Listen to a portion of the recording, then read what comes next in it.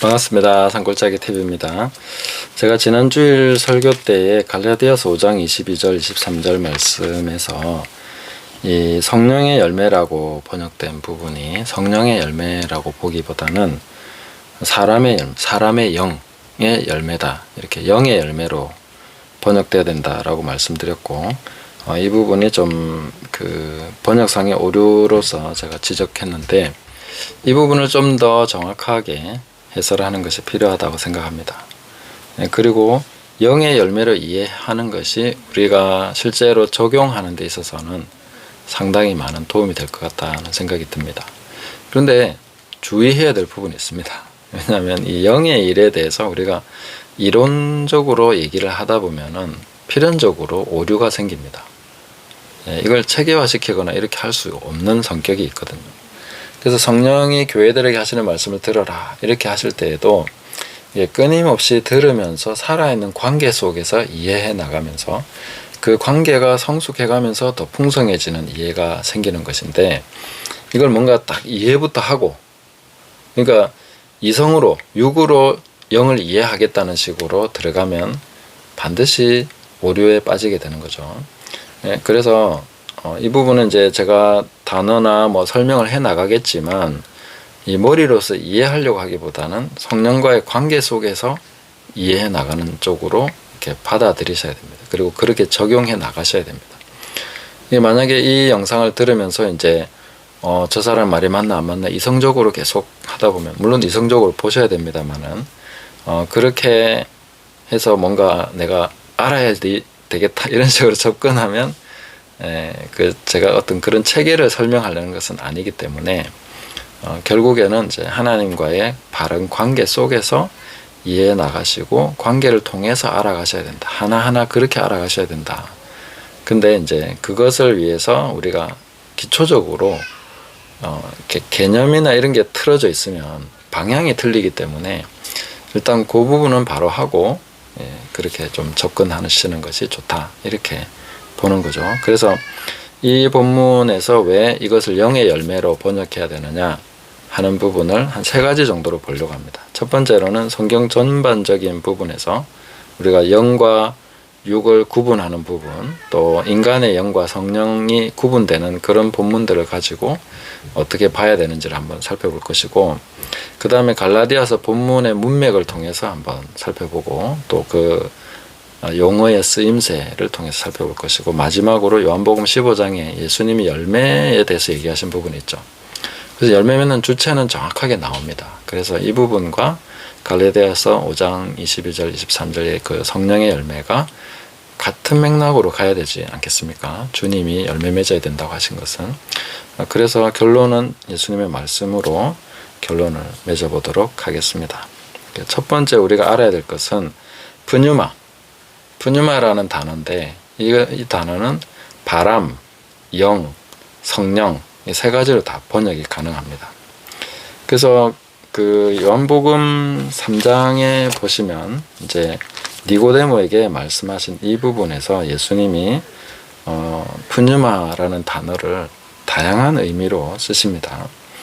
3장 6절에 보시면 육으로 난 것은 육이요 영으로 난 것은 영이니 이렇게 말씀하실 때, 분명히 여기서 푸뉴마로 난 것은 푸뉴마다 이렇게 말씀하실 때 앞에 푸뉴마는 성령으로 이해가 되겠죠. 그리고 성령으로 난 것은 또 뭡니까? 성령으로 난 것이 영이다라고 할 때 이것은 분명히 인간의 영으로 이해가 되죠. 문맥에서는 구분이 됩니다. 그런데 단어는 똑같은 단어를 썼다는 거죠. 그리고 3장 8절에 가서 보시면 바람이 임의로 불매 내가 그 소리는 들어도 어디서 와서 어디로 가는지 알지 못하나니 성령으로 난 사람도 다 그러하니라. 자, 이 본문에서는 푸뉴마가 임의로 불매 같은 단어입니다. 그리고 어디로 가는지 알지 못하나니 푸뉴마로 난 사람도 그러하니라 이렇게 됩니다. 그래서 다 푸뉴마로 쓰이고 있는 것이죠. 그래서 푸뉴마라는 단어는 이렇게 다양하게 쓰이는데 문맥에서 결정할 수밖에 없습니다. 그러니까 이 번역자의 역할이 굉장히 중요할 수밖에 없는 거죠. 또 다른 본문에서 4장 넘어가서 보면 이제 또 유명한 우리 잘 알고 있는 본문이 나오죠.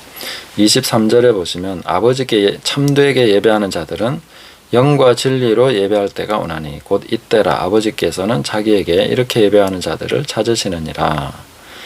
영과 진리, 푸뉴마와 알레theia 이렇게 번역이 됩니다. 번역이 아니라 그 용어가 쓰였는데 그 뒤에도 보시면 24절에 하나님은 영이시니 예배하는 자가 영과 진리로 예배할지니라. 여기도 하나님은 푸뉴마이시니 예배하는 자가 푸뉴마와 알레theia로 예배할지니라. 이렇게 되는 겁니다. 그러니까 제가 뭐 헬라어를 잘해서 이런 얘기 하는 게 아니고 이 정도는 다 단어를 찾아보시면 충분히 다 하실 수 있는 겁니다. 요즘은 한글로 다 읽을 수 있게 나오기 때문에 뭐 발음도 다 할 수 있습니다. 그래서 뭐 제가 이게 헬라어 가지고 뭘 하려는 것이 아니라 좀 더 정확한 의미를 우리가 찾아가자 하는 의미로 하고 있는 것이기 때문에 그렇게 봐주시면 좋겠습니다. 그래서 과거에는 뭐라고 번역했습니까? 신령과 진정으로 예배할지니라. 이게 더 애매하죠. 이번에는 이제 영과 진리 좀 더 정확하게 됐는데, 근데 이 영은 그러면 성령과 진리입니까? 아니면 사람의 영과 진리입니까? 우리가 그냥 일반적으로 생각할 때, 우리 예배할 때 성령님이 예배한다 이렇게 할 수 있습니까? 성령님이 예배한다 좀 이상하지 않습니까? 성령 안에서 예배한다 맞는 말이죠. 성령 안에서 내가 예배하는데 나는 그럼 뭘로 예배합니까? 진리로만 예배합니까? 그럼 나 자신은 뭡니까? 그래서 이 부분에서는 이제 성령과 진리라기보다는 인간의 영이, 그러니까 성령의 도우심은 반드시 있는 거죠. 그리고 성령 안에서 나의 영이 진리로서 하나님을 예배한다. 이렇게 보는 게 더 맞지 않겠냐는 거죠. 왜냐하면 성령이 하나님이신데 성령이 하나님을 예배한다. 이렇게 보기는 좀 어렵지 않습니까? 성령 안에서 내가 예배하는 것이죠. 그러니까 영 안에서, 성령 안에서 이렇게도 할 수 있겠고, 인간의 영으로 보는 것도 문맥상 상당히 자연스럽다. 저는 그렇게 생각이 됩니다. 이 부분은 제가 뭐 다른 주석까지는 안 찾아봤는데 충분히 문맥상 이 정도는 얘기할 수 있지 않겠나 이렇게 생각을 합니다. 그리고 영적인 삶에 대해서 교과서처럼 우리가 읽을 수 있는 본문이 로마서 8장인데 여기 보시면 이제 그 푸뉴마라는 단어를 굉장히 다양하게 여기서도 쓰고 있습니다. 8장 9절에 보시면 만일 너희 속에 하나님의 영이 거하시면 너희가 육신에 있지 아니하고 영에 있나니 누구든지 그리스도의 영이 없으면 그리스도의 사람이 아니라. 자, 여기서 하나님의 영, 여기도 푸뉴마하고 또 그리스도의 영, 여기도 푸뉴마입니다. 여기는 이제 우리가 사람의 영하고 헷갈릴 이유가 없죠. 왜냐하면 하나님의 영이라고 얘기했기 때문에 성령이죠. 또 그리스도의 영이죠. 네, 이것도 이제 헷갈릴 일이 없습니다. 그런데 다른 부분에서까지 헷갈리지 않을 수 있을까? 그렇지는 않다는 거죠. 네, 그러니까 10절로 넘어와서도 보면은 또 그리스도께서 너희 안에 계시면 몸은 죄로 말미암아 죽은 것이나 영은 의로 말미암아 살아있는 것이니라. 그러니까 영이 살았다 하면은 이건 분명히 사람의 영을 얘기하는 것이죠. 그래서 앞에서 요한복음 3장에서도 거듭난 영은 사람의 영이죠. 성령이 거듭난 것은 아니지 않습니까? 그러니까 푸뉴마라는 단어가 인간의 영으로 쓰이지 않았다고 어떤 분들은 얘기하는데 전혀 그렇지 않다는 거예요. 인간의 영으로도 쓰인다는 것입니다. 왜냐하면 이 푸시케라는 단어가 있기 때문에 인간의 영에 대해서는 푸시케라는 단어를 쓴다라고 얘기하는데 아닙니다. 성경의 많은 용례가 푸뉴마가 인간의 영으로 쓰인 예들이 있다는 것을 우리가 알 수 있습니다. 그거는 문맥에서만 구분이 되는 거기 때문에 그렇다 하는 것이죠. 그리고 이제 뭐 14절 넘어가서 보시면 무릇 하나님의 영으로 인도함을 받는 사람은 곧 하나님의 아들이다. 여기서는 성령이죠. 그런데 13절에 넘어가서 보시면 너희가 육신대로 살면 반드시 죽을 것이로되 영으로서 몸의 행실을 죽이면 살리니. 이렇게 말한 것은 뭡니까? 이거는 이 영은 문맥상으로 볼 때 누가 봐도 인간의 영이라고 볼 수 있죠. 성령이 몸의 행실을 죽이신다 이렇게 보기는 어렵지 않습니까? 그 인간의 영으로서 몸의 행실. 그러니까 몸과 영 이렇게 구분할 때는 대부분 인간의 영을 얘기한다. 이렇게 볼 수 있겠죠. 그리고 더 뚜렷하게 구분되는 부분이 8장 16절에 보시면 성령이 친히 우리의 영과 더불어 우리가 하나님의 자녀인 것을 증언하시나니. 여기는 확실하게 성령이 우리의 영과. 근데 원어로서 봤을 때도 성령이라고 되어 있는가? 여기 있네요. 여기도 뭐 푸뉴마, 다 푸뉴마입니다. 우리의 영도 푸뉴마, 그 다음에 성령도 푸뉴마. 다른 수식어가 없습니다. 물론 정관사가 붙긴 했지만 정관사로서 구분하는 것은 아닙니다. 그래서 이런 부분에서 이제 분명히 성령이 푸뉴마, 푸뉴마가 친히 푸뉴마, 우리의 푸뉴마로 더불어 이렇게 하나님의 자녀인 것을 증언한다. 그래서 딱히 푸뉴마를 꼭 성령의 전유물로 그런 단어로 쓰지 않았다는 거 확인됐고, 그리고 이 인간의 영도 푸뉴마로서 충분히 언급하고 있다 하는 것도 이 본문들에서 충분히 확인이 됐다라고 생각합니다. 그러면 이제 갈라디아서 본문으로 넘어와서 이것이 어떻게 성령의 열매가 아니고 인간의 영의 열매라고 봐야 되는가? 자, 여기서 보시면 이제 갈라디아서 5장 22절에 여기도 역시 그 푸뉴마토스, 푸뉴마라는 단어입니다. 근데 여기서 이제 9가지 열매가 쭉 이렇게 언급이 되죠. 근데 이 본문들의, 이 갈라디아서 5장 본문의 전체적인 분위기가 뭐냐면 육체의 소욕과 영, 성령의 소욕을 이렇게 대비시켜 놓고 있는데 5장 16절, 17절 이렇게 보시면, 한번 보시면 이렇게 나오죠. 내가 이르노니 너희는 성령을 따라 행하라. 그리하면 육체의 욕심을 이루지 아니하리라. 육체의 소욕은 성령을 거스리고 성령은 육체를 거스리나니 이들이 서로 대적함으로 너희가 원하는 것을 하지 못하게 하려 함이라. 자, 여기서도 전부 다 이제 갈라디아서는 푸뉴마를 다 성령으로 번역을 했습니다. 근데 본문상 이렇게 맥락을 봤을 때는 로마서 8장하고 아주 비슷한 그 본문이 이렇게 서로 이렇게 교차될 수 있을 정도로 비슷한 맥락으로 가고 있는 본문입니다. 이런 걸 뭐 간 본문이다 이렇게 얘기를 하는데, 그러니까 성령을 따라 행하라 하기보다 영을 따라 행하라는 게 훨씬 자연스럽다는 거죠. 오히려. 그러면 육체 욕심을 이루지 않는다. 그 육체와 성령을 대비시키는 것은 좀 안 맞죠. 왜냐하면 인간의 육체와 성령이 어떻게 그 뭔가 이렇게 서로 같은 입장에서 대비가 되겠냐는 거죠. 인간의 영과 인간의 육체는 그렇게 될 수 있죠. 그러니까 로마서 8장도 역시 그런 식으로 돼 있습니다. 그러니까 육체의 소욕을 죽이는 것은 성령이 아니라 영이라는 거죠. 그리고 성령님은 친히 우리의 영과 더불어서 뭔가를, 우리의 영을 도우시고 확정해 주시고 가르쳐 주시고 뭐 능력 주시고 은사도 주시고 다 하시지만 성령이 우리를 대신 하시지는 않는다. 이 부분이 굉장히 중요한 포인트라고 생각합니다. 그러니까 성령이 친히 우리 영으로 더불어서 하시죠. 그러나 대체해서 성령님이 나 대신 뭔가 예배를 한다거나 성령님이 내 대신 열매를 맺는다거나 그렇게 하시지 않는다는 거죠. 근데 이 부분을 제가 이제 중요하다고 말씀을 드리는 겁니다. 그래서 육체의 소욕과 영의 소욕이라고 보는 게 훨씬 더 자연스럽지 않냐 하는 거죠. 이 자연스러움이라는 게 되게 중요합니다. 그죠? 문맥상 그게 자연스러워야 그 단어의 의미를 결정할 수 있게 되는 거죠. 그래서 이 갈라디아서를 번역하신 분들은 전부 다 성령으로 번역을 해놨습니다. 그런데 5장 16절, 17절, 그 다음에 18절 뭐 이래 본문에서 전부 다 이렇게 영의 어떤 그것과 육체의 그것을 같이 대비시켜서 보여주고 있는 내용이기 때문에 이 본문에서는 푸뉴마를 영으로 보는 게, 성령이 아니라 영으로 보는 게 훨씬 더 자연스럽겠다. 뭐 이렇게 저는 그렇게 봅니다.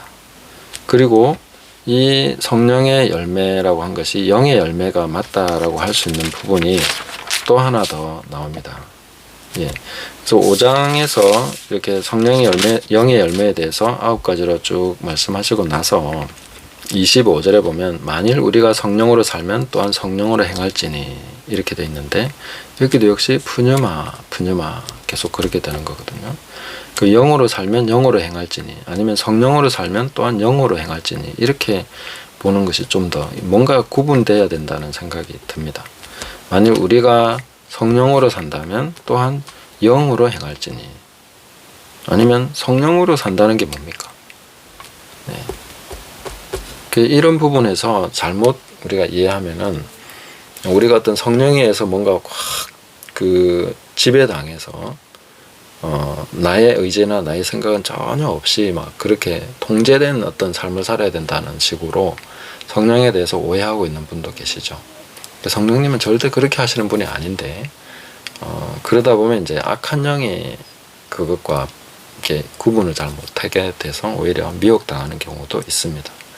그래서 오히려 성령보다는 영으로서 행하는 것이다 라고 이해하는 것이 훨씬 자연스럽고 우리가 적용할 때도 오히려 이렇게 위험 요소가 더 줄어들 거라고 저는 생각을 합니다.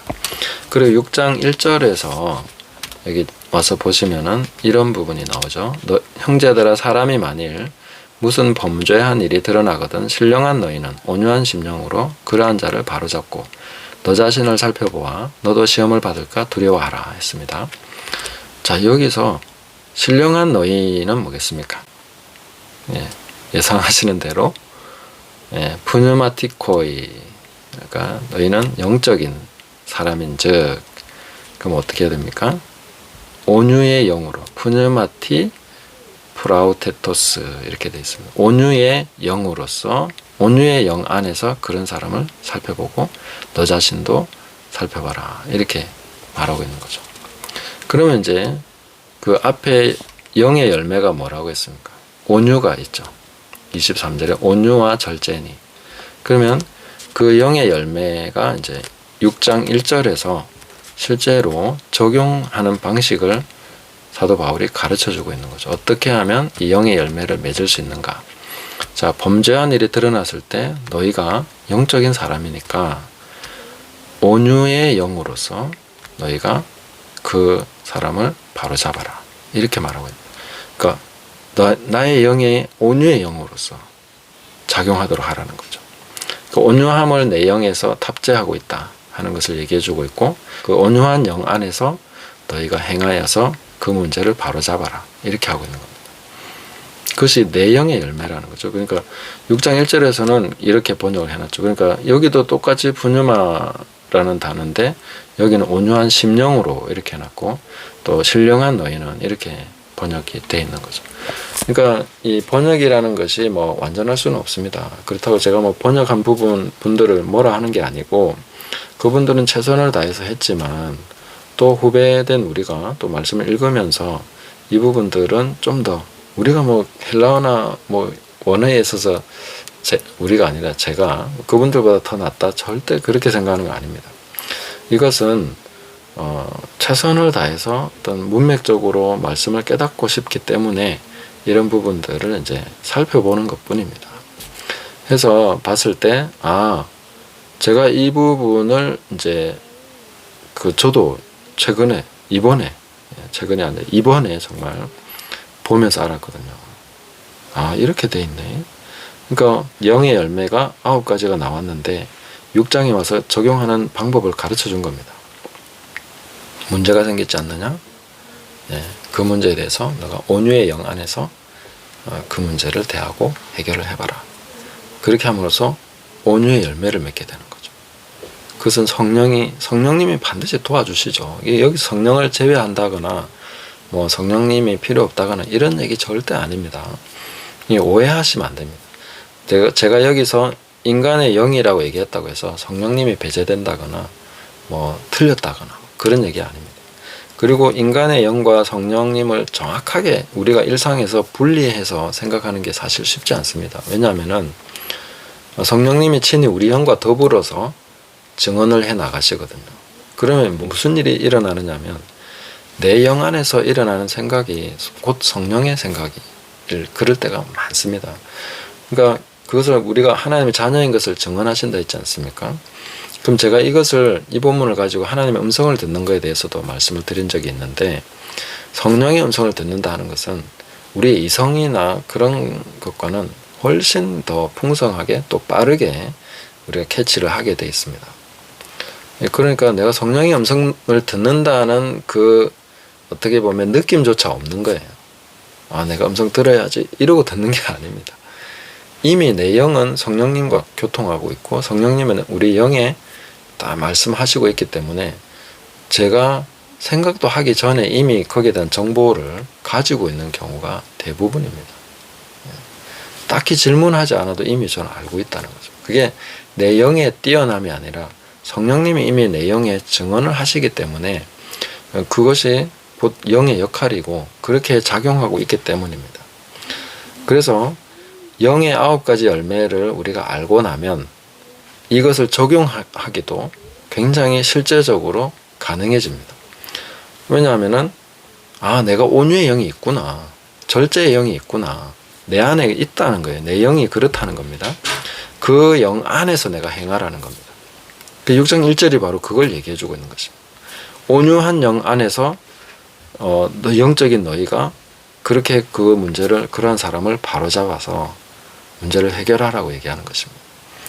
근데 우리가 만약에 이걸 잘 모르면은 내가 온유하기 위해서 연습해야지 이렇게 생각할 거 아닙니까? 그럼 내가 온유함을 어딘가에서 가져와야 되는 거죠. 성령님으로부터 받아야 된다고 생각하는 거죠. 그럼 성령님 온유하게 해주십시오. 기도 많이 하겠죠. 그렇게 해서 뭔가를 받으셨습니까? 그렇다면 제 말이 뭔가 실천적으로 약간 틀리는 부분도 생기겠지만, 그러나 온유한 부분에서 막 계속 성령님께 달라고 기도하는 것이 아니라 이미 내 안에 온유의 영이 있다. 내가 온유의 영을 가지고 있다는 거죠. 그것이 열매가 되도록 하라는 거죠. 그건 성령으로부터 오히려 능력을 받고, 성령으로부터 위로를 받고, 성령으로부터 도움을 받아서 내 온유의 영 안에서 그것을 행하는 것입니다. 성령님이 온유를 주시는 게 아니라 이미 내 안에 온유가 있기 때문에 그 성령의 위로와 도우심과 능력과 은사를 힘입어서 그 온유를 발휘하게 되는 것이죠. 그게 바로 열매가 된다는 것입니다. 이해되십니까? 한 번 더 얘기할까요?